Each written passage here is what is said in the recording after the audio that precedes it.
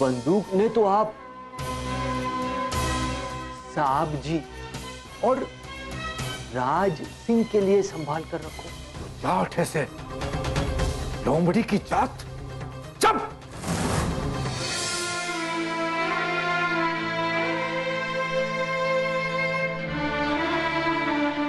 तो कभी भी आजमा लेना भाई जी, कभी भी आजमा लेना। ये गौरी शंकर आपकी सेवा में आधी रात को भी हाजिर है। पर एक बात आप भी ध्यान से सुन लो, ये एक्सीडेंट साहब जी ने करवाया है। इस बंदूक ने तो आप साहब जी और राज सिंह के लिए संभाल कर रखो।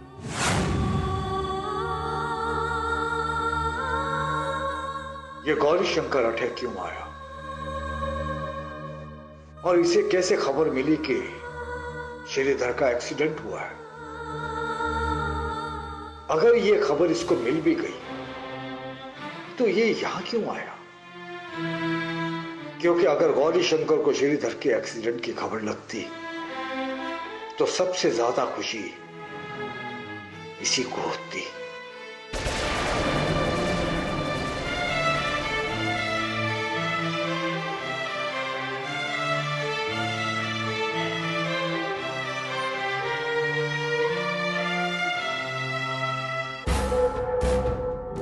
फोन उठा राज सिंह, फोन उठा।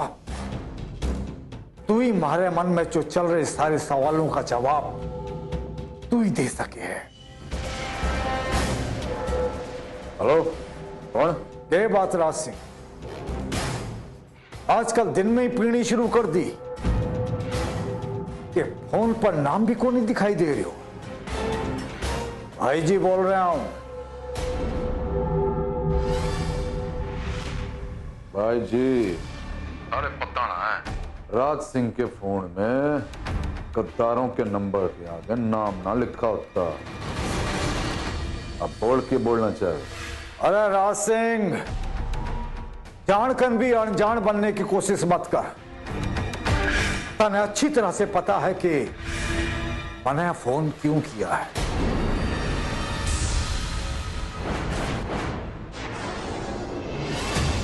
भाई यो तो ना पता, मैंने उड़ती उड़ती सुनी है कि श्रीधर का एक्सीडेंट हो गया।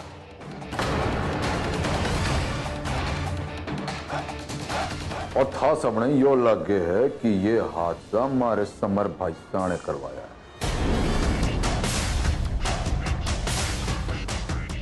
लागे? अरे मने तो पूरा यकीन है कि यो हमला तुम्हारी तरफ से हुआ है।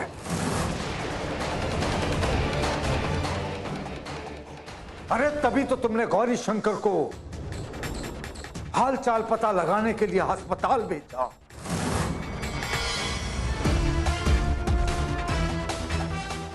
गौरी शंकर ने अस्पताल भेजा? क्या मतलब है थारा भाई जी? मतलब तो थारे को समझ में आ जाएगा। जब गौरी शंकर तुम्हें आके सारा हाल बतावेगा।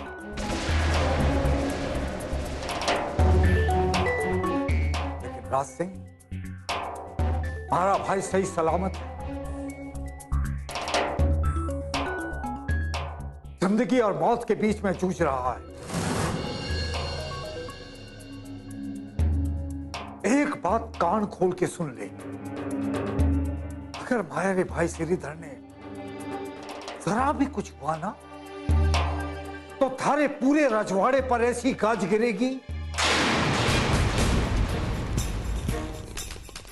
ना भूतो ना भविष्य की, ना कभी तुम लोगों ने देखी होगी और ना ही सुनी होगी।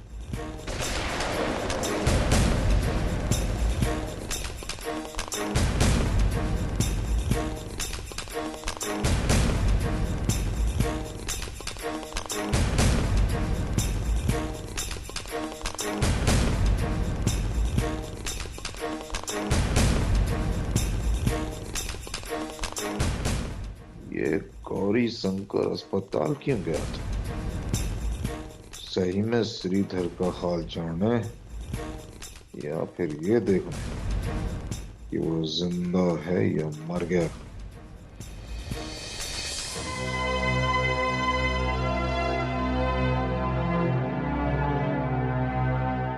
बीच में ना बोलिया कर लाज लक्ष्मी, तने पता है ना घर के मर्द बात कर रहे हो तो मैंने बीच में लुगाइयों का बोलना पसंद ना है। पर ये ना समझियो कि निर्भय की ऊंची आवाज हमारी आवाज को दबा दे। छोटी रानी सा,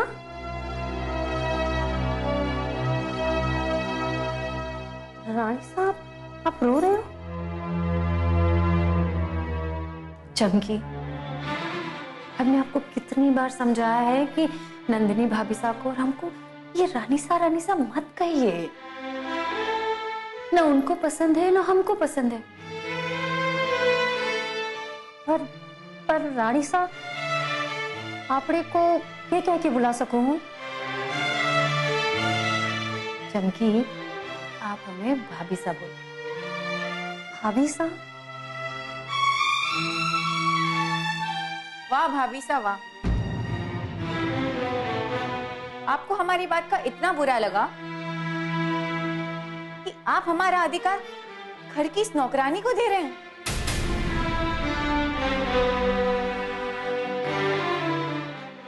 मृणालिनी, अपने मन की ये उथल पुथल तुम इस चमकी पे क्यों निकाले?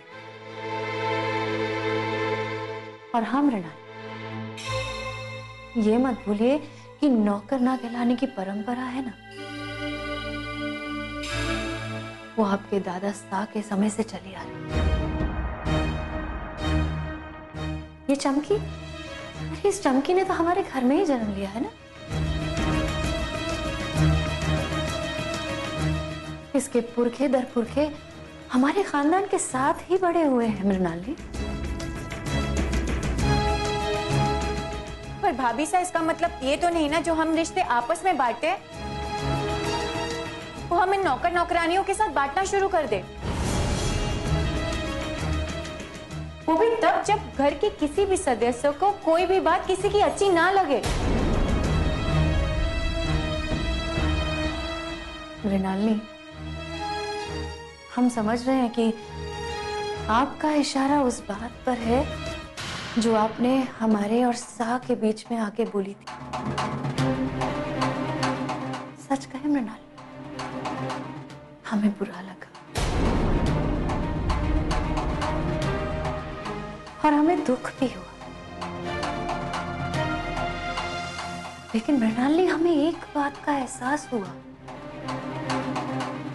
कि आप भाई बहनों के बीच में ना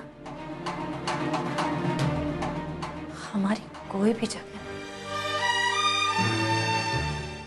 देखिए भाभी सा, आपको मेरी बात का बुरा लगा, इस बात का हमें दुख है। इसके लिए हम आपसे सॉरी कहते हैं, लेकिन आप इस बात का भी ध्यान रखिए कि अगर आप हमारे भाई सा की अर्धांगिनी हैं, तो हमारा भी उनसे कोई रिश्ता है। इस बात का आपको ख्याल रखना चाहिए। और हाँ, एक और बात, घर के नौकर नौकरानियों के सामने घर के लोगों के साथ किस तरह बिहेव किया जाता है ये भी।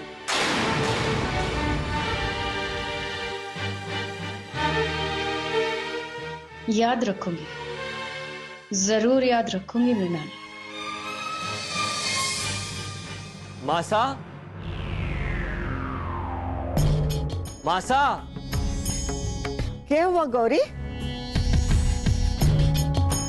क्या हुआ बेटा? डॉक्टर ने क्या कहा? सब ठीक तो है? हाँ सब ठीक है मासा, बस छोरी ने भीतर ले जा। जा छोरी जा, कुछ खा ले। पर गौरी डॉक्टर ने क्या? डॉक्टर ने कहो कि घबराने की बात कोनी, सब ठीक है। हाँ? अब जा अंदर। बर बर कहकर मारे माथे पर हथौड़ा ना मार मासा। जा, ले जा अंदर।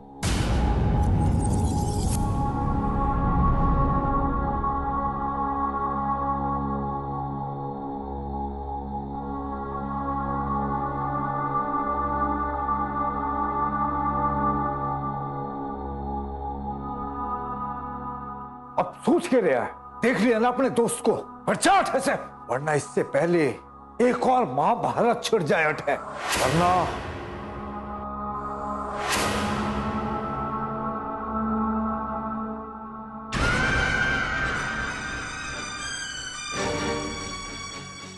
अरे मेरे दूर के भांजे, तू डॉक्टर दोस्त के पास सुंदरी को लेकर गया था, उसने क्या बोला? मुझसे क्या गलती हो गई जो इतना घूर घूर के मुझे देख रहे हो? हमारी मुलाकात उस बदरी से कराने के बाद भी पूछ रहे हो कि क्या गलती हो गई? मामा, हमने पता है कि बदरी को जे काम सौंपा था वो अभी तक सांसें ले रहा है अस्पताल में। पर क्या हुआ भांजे? मामा, बदरी ने जो वादो कियो थो वो काम कियो कोनी। मैं अभी अभी अस्पताल में देखकर आ रहे हूं, हमारी बेटी सुंदरी की खुशियां खा जाने वाली डायन अभी तक जिंदा है और उसको बाप भी।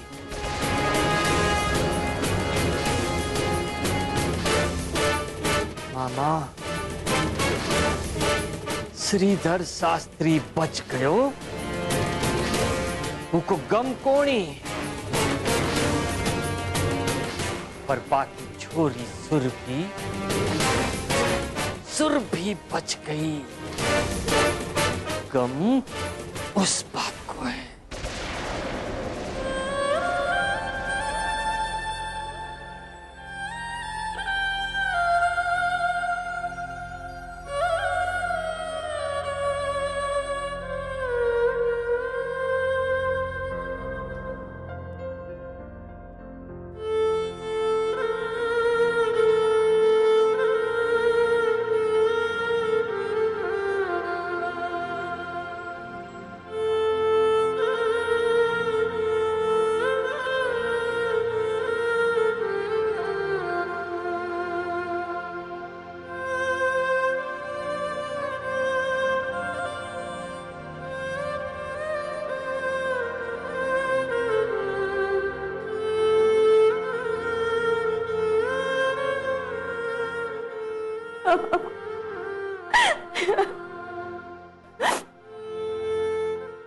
माँ को देखिए ना ताऊ जी। ना बेटा ना, बड़ी मुश्किल से तेरी मां सोई।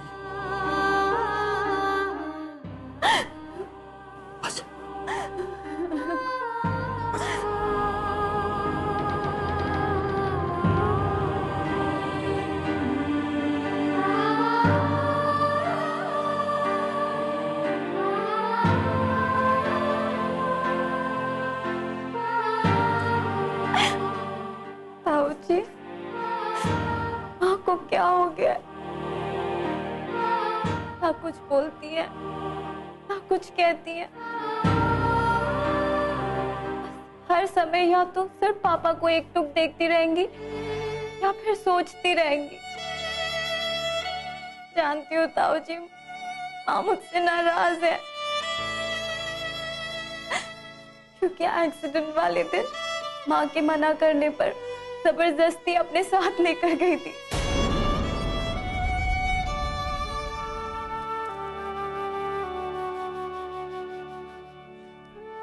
ना बेटा, तू ऐसा क्यों सोचे? वो तो बेचारी खुद ही गहरे सदमे में।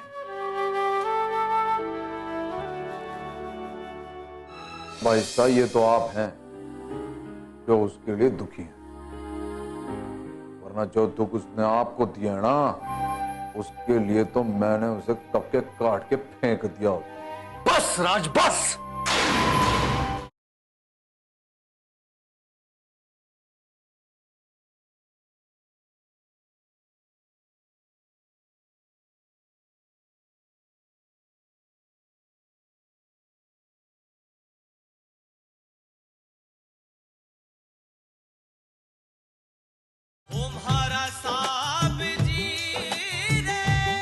और बेटा, हमें क्या, किसी के साथ भी ऐसा हादसा हो जाए, उसकी ऐसी हालत तो हो ही जाएगी।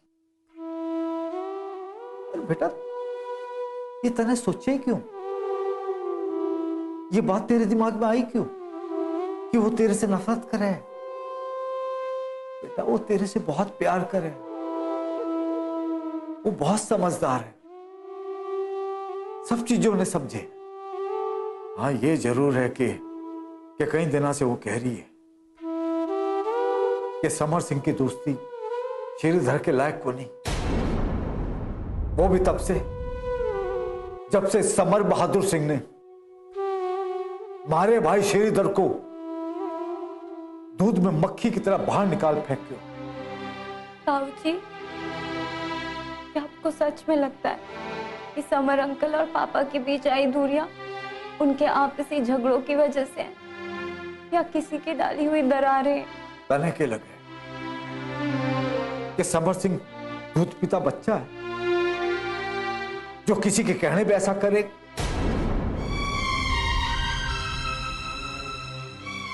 या तेरा बाप गलत है जो किसी के भड़काने पे उस पे केस कर देगा? समर अंकल का तो पता नहीं, पर पापा ने तो ये कोर्ट केस माँ के कहने पर किया था ना। हाँ, बिल्कुल उसके कहने पर केस किया, मां के कहने पर ही किया था,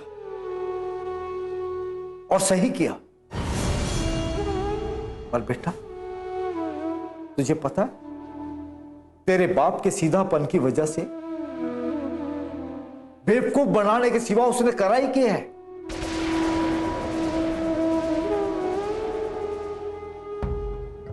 वो तो जब हमारी जमीन की बात उठी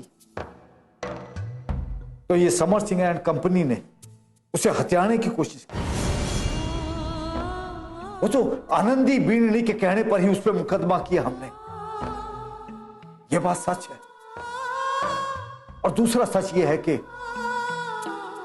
समर सिंह एंड कंपनी का सबसे बड़ा अफसर जो है वो है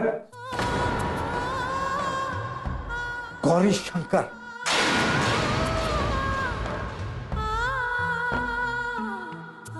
पता नहीं के गुंताड़े बैठाता रहे।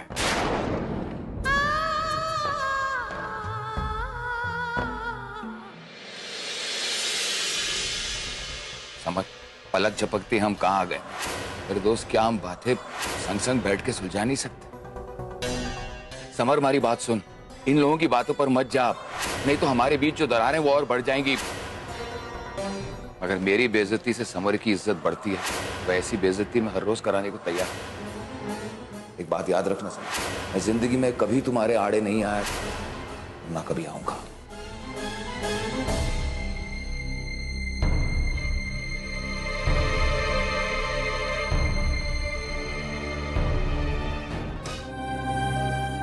भाई साहब, मैं खबर अपने दोस्त श्रीधर के दुख में आप बहुत परेशान, और साथ ही मैंने ये भी खबर कि भाभी साहब को मेरा निर्भय को कुछ बोलना रास नहीं आ।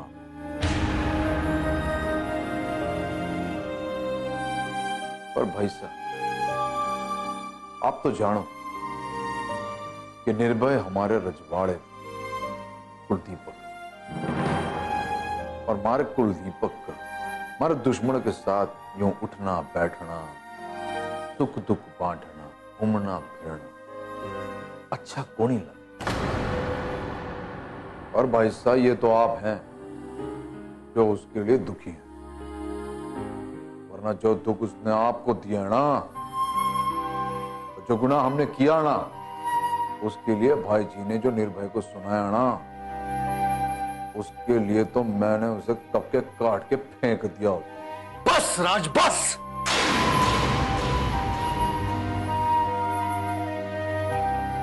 हाँ ये सच है, भाई जी ने जो कहा उससे हमें बहुत दुख हुआ,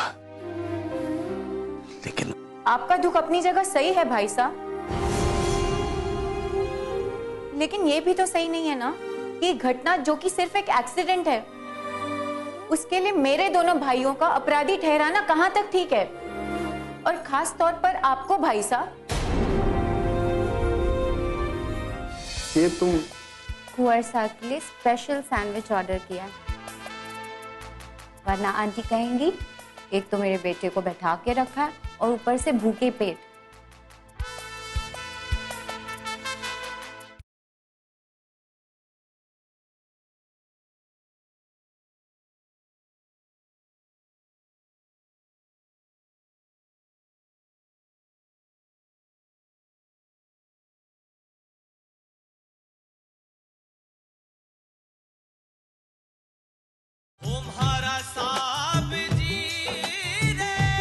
ये घटना जो कि सिर्फ एक एक्सीडेंट है, उसके लिए मेरे दोनों भाइयों का अपराधी ठहराना कहां तक ठीक है, और खास तौर पर आपको भाई साहब, और इस स्थिति में राज भाई साहब का गुस्सा भी। बस बस।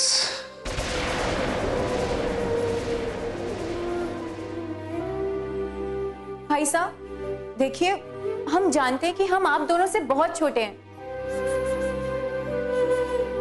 पर इसका मतलब ये नहीं कि हम अपनी बात नहीं कह सकते हैं। देखिए, हमें नहीं पता कि भाभी साहब ने आपसे क्या कहा है, लेकिन निर्भय का इस तरह राज भाई साहब से बात करना हमें बिल्कुल नहीं अच्छा लगा। अच्छा ठीक है मृणालिनी, अब बस कर, कह ली ना अपने मन की बात।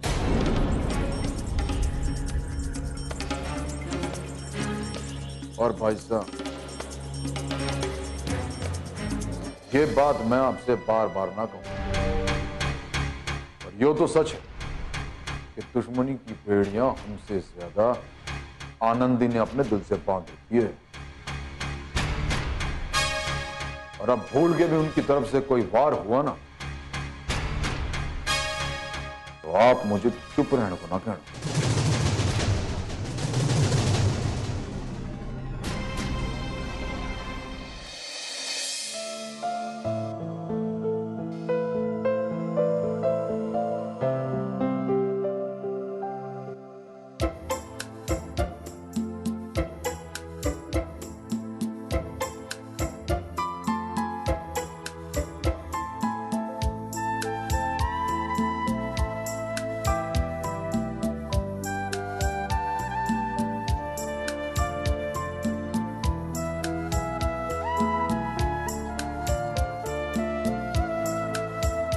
प्लीज पहले कुछ खा लो, उसके बाद मैं चला जाऊंगा।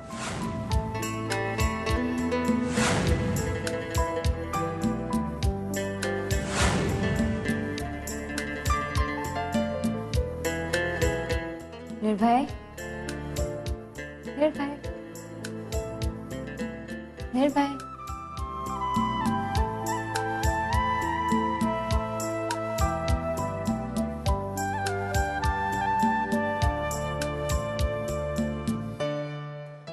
सॉरी, वो सडनली आंख लग गई थी। Is everything okay? Yes, everything is okay सिवाय तुम्हारे। क्यों? मुझे क्या हुआ? कुंवर साहब को इन लोहे की बेंच पे बैठे बैठे नींद आ गई, और वो भी भूखे पेट।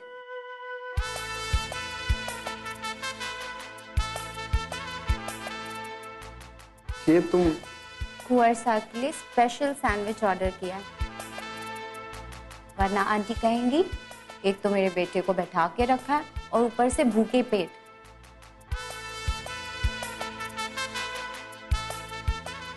चलो खाओ।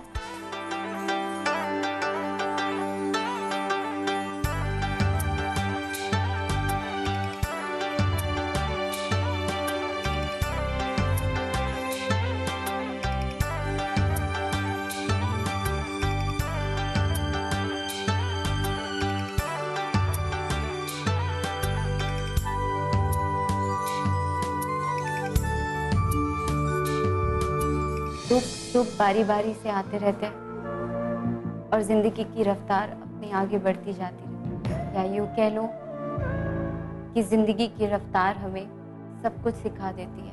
और पापा को ही देख लो, उनकी जिंदगी तो ऑक्सीजन मास्क पे अटकी हुई है। जब हमारे पास मुसीबत आती है तो उसे देख के ना हम घबरा जाते हैं, फिर बाद में धीरे धीरे हमें आदत पड़ जाती है। श्रीधर काका को कुछ नहीं होगा, साथ लेके जाएंगे यहाँ से।